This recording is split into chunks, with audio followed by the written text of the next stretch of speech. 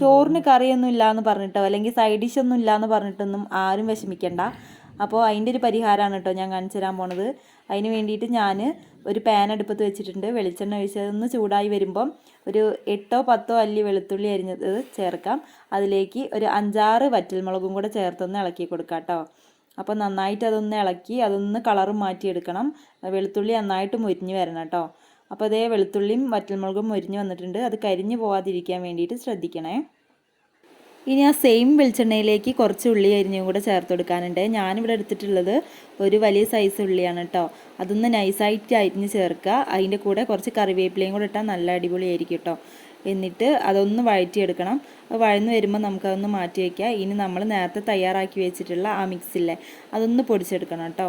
അപ്പോൾ അതേ പൊടിച്ചെടുത്ത് ഇനി അതിലേക്ക് കുറച്ച് മല്ലിയിലയും പിന്നെ നമ്മളിപ്പോൾ വാട്ടി വെച്ചിട്ടുള്ള ഉള്ളിയില്ല അതും കൂടെ ചേർത്ത് ആവശ്യത്തിനുള്ള ഉപ്പും കൂടെ ചേർത്ത് കൊടുക്കുക കേട്ടോ. എന്നിട്ട് കൈ കൊണ്ട് തന്നെ നന്നായിട്ട് കുഴച്ച് മിക്സ് ആക്കി എടുക്കുക. അപ്പോൾ ആ കളറൊക്കെ അങ്ങോട്ട് ചേഞ്ചായി വരുന്നത് നമുക്ക് കാണാം കേട്ടോ. അപ്പോൾ നമ്മൾ ഐറ്റം ഇവിടെ റെഡി ആയിട്ടുണ്ട്. ഇനി അവസാനമായിട്ട് പുളിയൊക്കെ ഇഷ്ടമാണെന്നുണ്ടെങ്കിൽ നമുക്ക് വിനാഗിരിയും കൂടെ ചേർക്കാവുന്നതാണ്.